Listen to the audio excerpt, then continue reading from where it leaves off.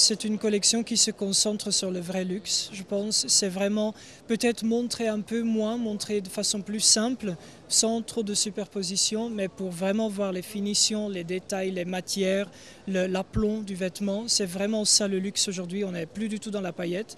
Et aussi vraiment, j'insiste sur le fait que c'est une collection que j'aurais pas pu faire sans un atelier.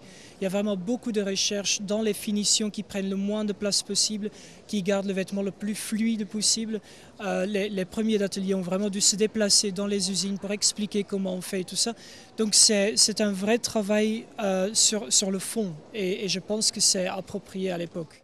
Il y a eu aussi une autre inspiration parce qu'il y a un film coréen de 2003 qui s'appelle Printemps, été, automne, hiver, printemps.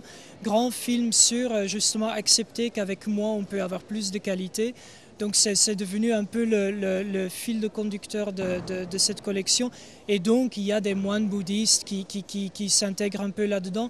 Mais on ne sait pas finalement si la moitié veste, moitié drapée, si c'est un habit de moine ou si c'est juste une veste work in progress. J'aime bien un peu ça aussi parce qu'avec l'atelier, c'est ça mon bonheur, c'est vraiment pouvoir intervenir à chaque moment de l'élaboration.